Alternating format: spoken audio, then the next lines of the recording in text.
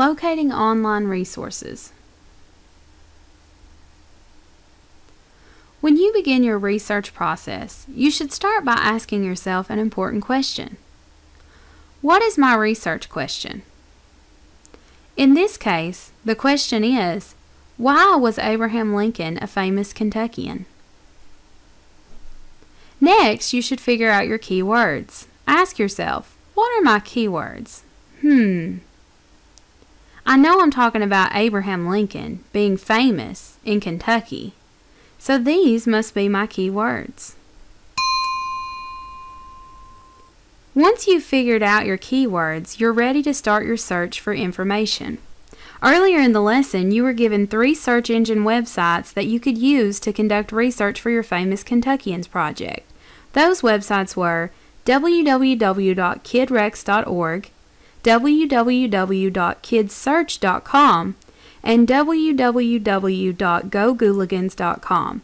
For the demonstration you're about to see, I'm going to use www.kidrex.org. To perform my search, I'm going to open the internet browser, Google Chrome. Now that it has opened, I'm going to click in the address bar and type in the web address www.kidrex.org, then press enter.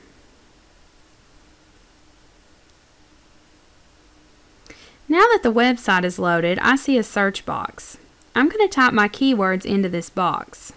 Again, they're Abraham Lincoln, famous, and Kentucky.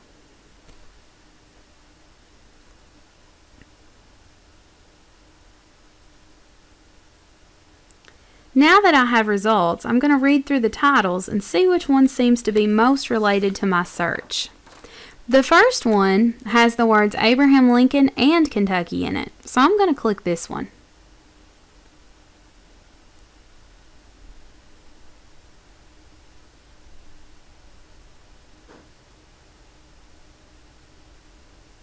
Now that the website is loaded, I can skim through the information on this page to see if it fits what I need to write my report about. This page does talk about Abraham Lincoln being a Kentuckian, but it only talks about his dealings with Kentucky, and not why he was famous in general.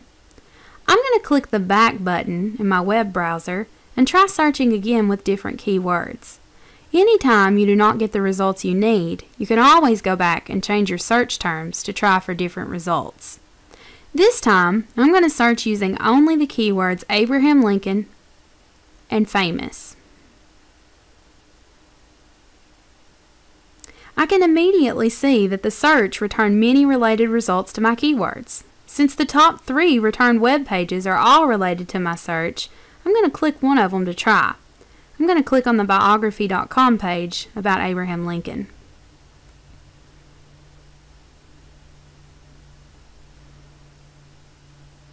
Now that the page has loaded, I can see that there's a large amount of information here about Abraham Lincoln that could be useful in my report.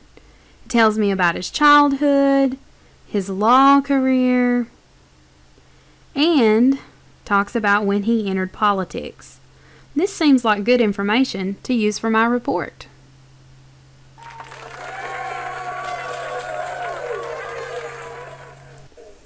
Now that I've decided on a website with useful information, I need to make sure the website and information is credible and reliable before using it in my report.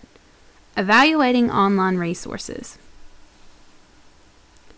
Once you've found a useful source of information for your report, you need to ask yourself an important question. Is the website credible and the information reliable? To answer this question, you need to follow the website evaluation checklist that you were given earlier in the lesson. Looking at the website evaluation checklist, I can see that the first item on the list is accuracy. The checklist asks us, is the information correct? Do other websites or books give you the same information? To answer these questions, I'm going to compare the information that I'm seeing on the website I chose to another website that was returned in my search results.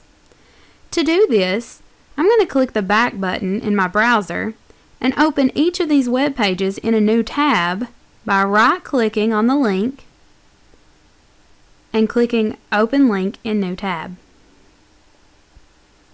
I'm going to start with the web page I chose for my report information.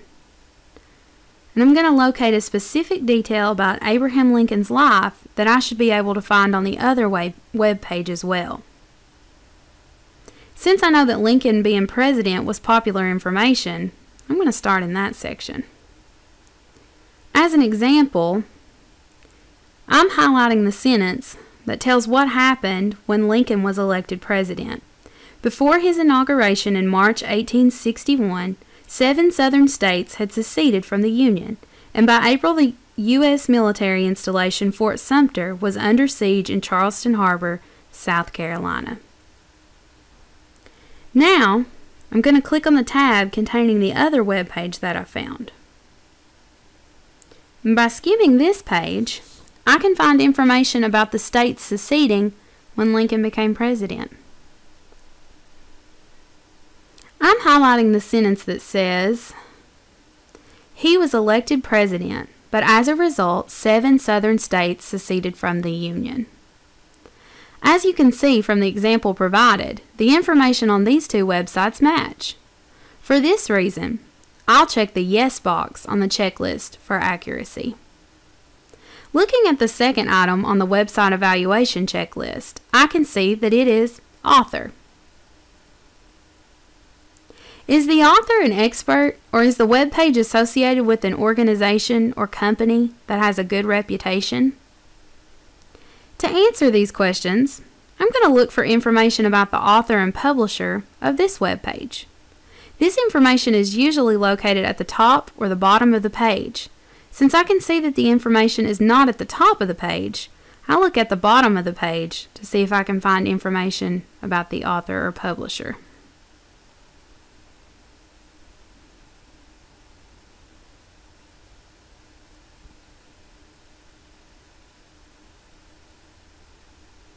I can see at the bottom of the page that there's no information about a specific author of this web page, just biography.com editors, but there is information about the publisher, which is A&E Television Networks.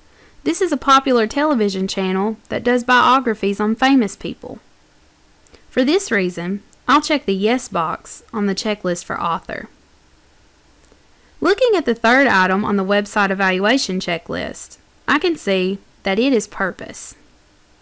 The checklist asks us, is the website's main goal to educate and inform rather than try to sell you something? To answer this question, I'm going to look at the content of the web page. I can see ads on the page, but they're not related to the information being provided about Abraham Lincoln. Biography.com is not trying to sell us anything. The information about Lincoln is very detailed, and it's broken into sections based on events in his life. For this reason, I think the main purpose of the web page is to educate or inform the viewer.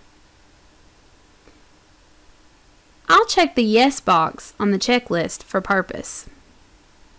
Looking at the fourth item on the website evaluation checklist, I can see that it is up to date. The checklist asks, does the web page include the date it was created or updated? To answer this question, I'm going to go back to the bottom of the page where the publishing information was and look for a date when this web page was published. Now that I'm at the bottom of the page, I can see that the original published date says NA, which stands for not applicable. For this reason, I'll have to put a check in the question box on the checklist for up to date, since we do not know when the information was published. Looking at the fifth item on the website evaluation checklist, I can see that it is links. The checklist asks us, do the links work? Do they take you to good websites? When looking at the web page, I do not see any links to other websites inside the sections of information. However, there are videos in the sections that contain information about Abraham Lincoln. By pressing play on one of the videos, I can see that the videos that have been put on this page do work. For this reason, I'll put a check in the Yes box on the checklist for links. Looking at the 6th item on the website evaluation checklist, I can see that it is URL. The checklist asks us, does the website have .org, nonprofit, .edu, educational institution, or .gov, government in the URL?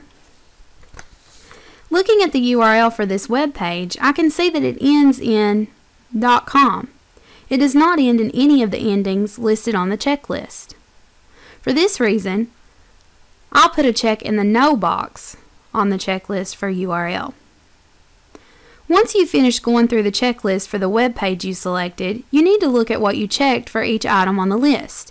If you checked yes for most or all of the boxes, the website's probably credible.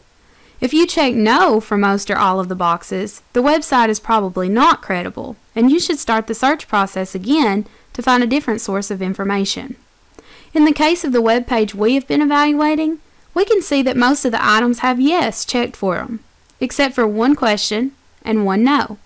For this reason, we can conclude that our website is a credible source of information.